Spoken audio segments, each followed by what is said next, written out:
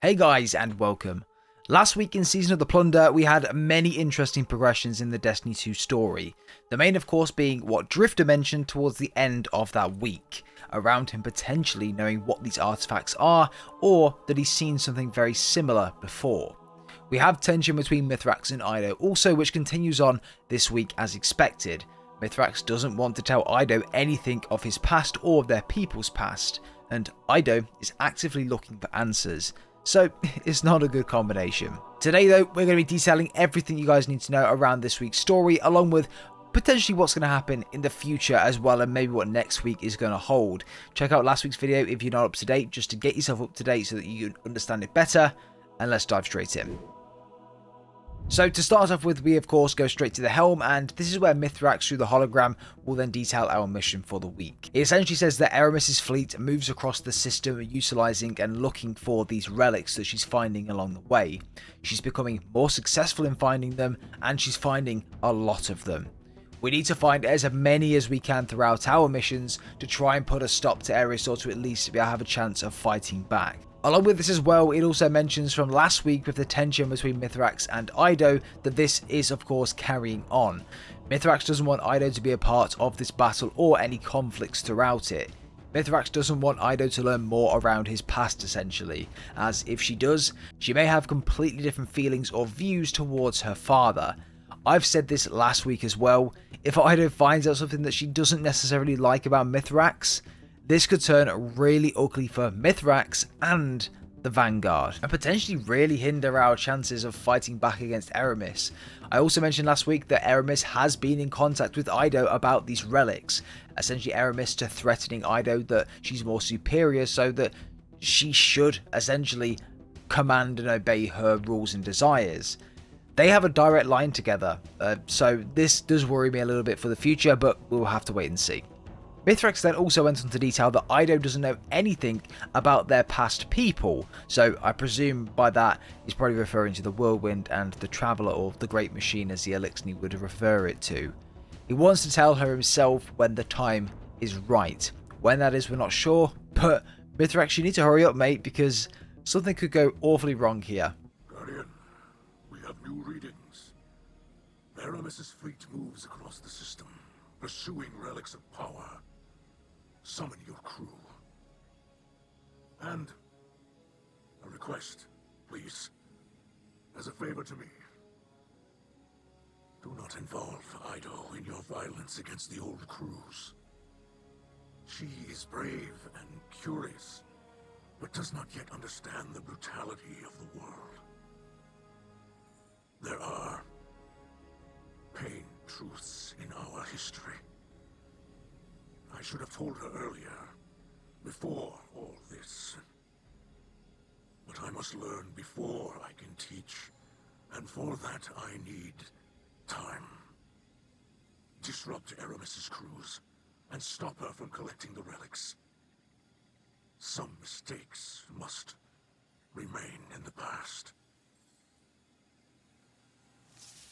Then as usual we go through the normal expedition mission before moving on to the pirates' hideout for the week, the Blade Masters. Now these two pirates are called Thagol and Thagurn, if I've said them correctly, both wielding 4 cleavers between them. So this was an interesting fight and quite fun, to be honest, to say the least. A bit different from just having an enemy consistently shooting at you, and to have someone that's trying to get up close and personal within the fight. It was yeah, a good twist, and there's 2 of them, so that made it even better.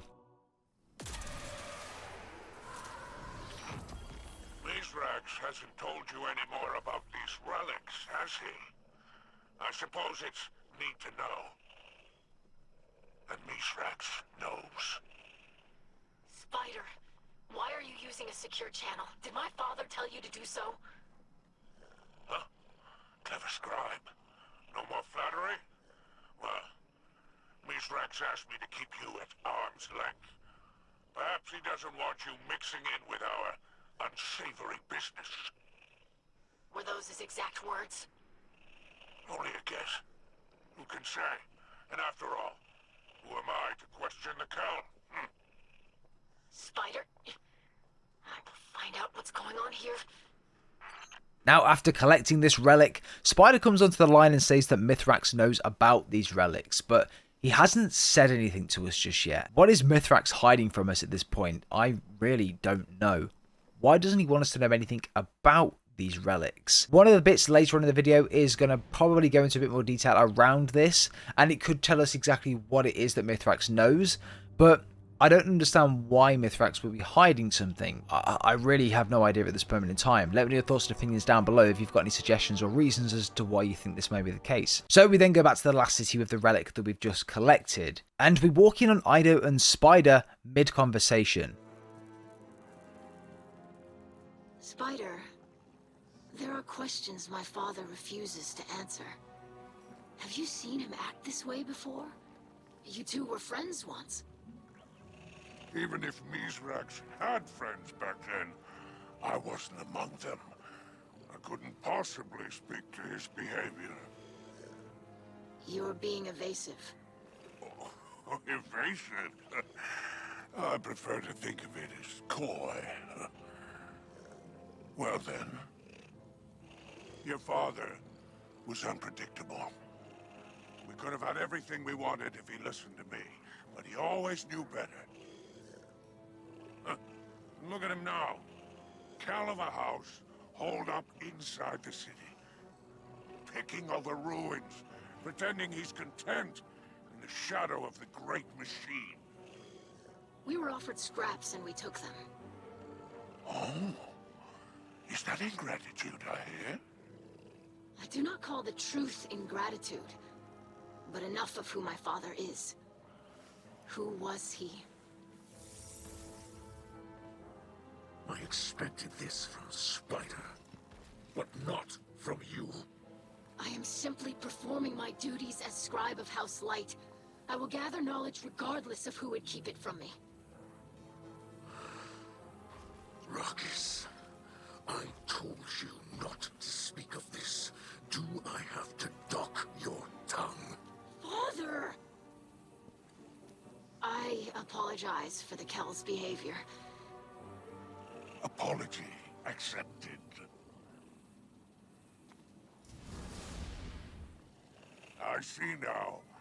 You're afraid little Eido will take off those rose-colored glasses. Such a delightful human phrase. And what will she see when she looks at you then? Do not speak to my daughter again. Oh, don't worry about me. Though, I'm not the only one who remembers. Sooner or later, she'll learn the truth. But I'm sure it will all work out. After all, what is it you say? The light provides.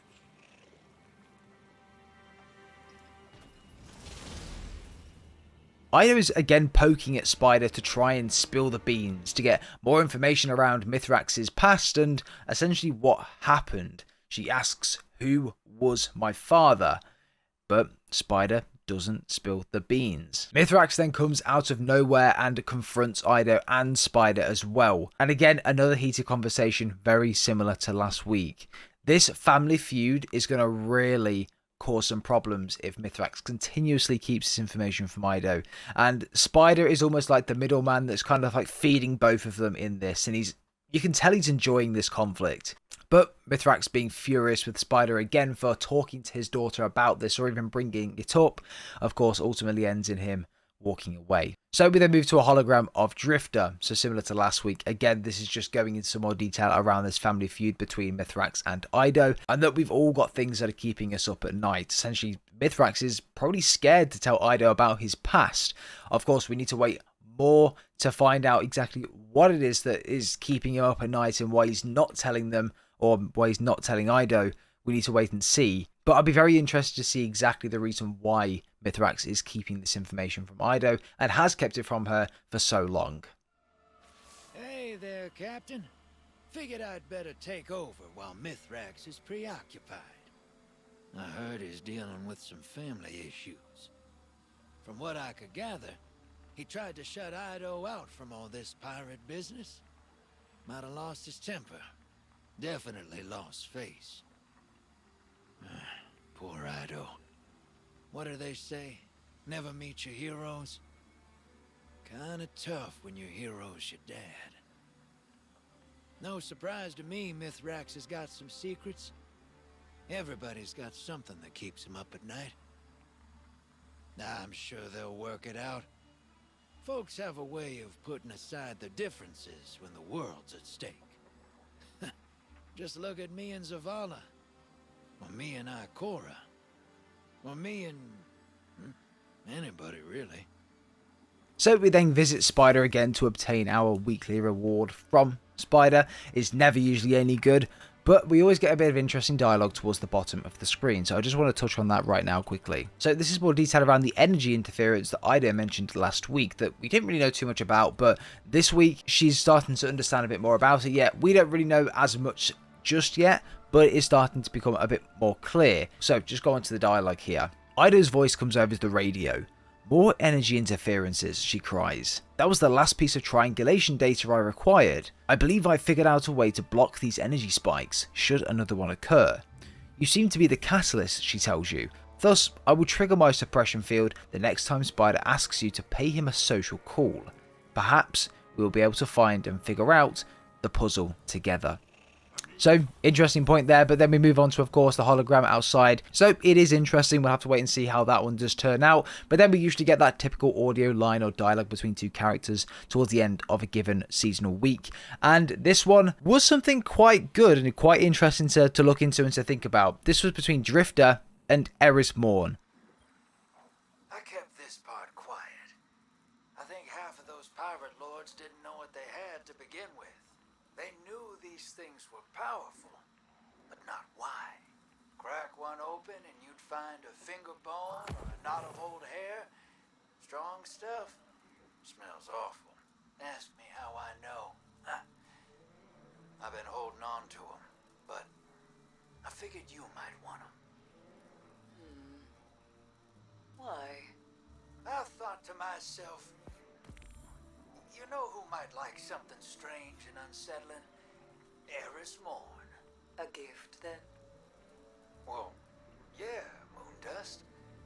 You could call it a gift. The sentiment is appreciated. But no. You know what you possess. These relics are not simple curiosities to be hoarded. They might serve a greater purpose. And what's that? Am I your conscience? Discover this for yourself. They are reliquaries, objects of great power. The darkness moves just beneath its skin. Do you feel it? It ruptures, flows, envelops. Ooh, I like listening to you talk. And I enjoy your silence. Now, in high level, Drifter's basically said that they know that these relics are extremely powerful, but why are they? They can crack them open and find literally nothing within inside them. But Drifter is essentially saying to Eris, do you want these relics? Will they be any of use to you at all? Eris then responds in something like, these relics are not simple curiosities that can be hoarded. They possess great darkness power, and together they can cause great destruction if used together. Eris Morn is a really interesting character to bring into this. She wants absolutely nothing to do with these relics. She knows the power that they possess, but she won't tell us what that is. So we do have to go out and figure this out for ourselves. And again, as the story goes on, of course, we're going to learn more about them. But it's interesting that even Eris Morn doesn't want anything to do with these relics at all. So they must be pretty bad, or literally cause catastrophic destruction. So after this point, we move straight back to the helm and place this object or the relic on the stand in the helm. I've been trying to determine what exactly is inside these reliquaries, but I dare not open them. The resulting surge of darkness energies would have unforeseeable effects on my physiology. However, I did manage to secure a centuries-old Vanguard mission report from the Cryptarchy. The reporting Guardian said that Elixni crews were infighting over what he called, quote, chunks of rotting meat. The report is of dubious quality, but it did make me wonder if the relic could be biological in nature. Eido's been trying to find out what's inside of these relics, but they can't be opened due to the darkness potentially having unforeseeable effects on her physiology. Eido, however, did manage to secure a mission report that belonged to the Vanguard, taken straight from the Cryptarchy. Within this report, it essentially mentions that the Eliksni crew members from way back when, I'd probably say before the Whirlwind, were fighting over what was referenced as chunks of rotting meat. These were the same as the stories that were mentioned on week 1, which were told as essentially legend by the Eliksni crew around these artifacts, or the power of the darkness that Eramis is essentially chasing. But of course the real question is, why are these relics referenced as rotting meat?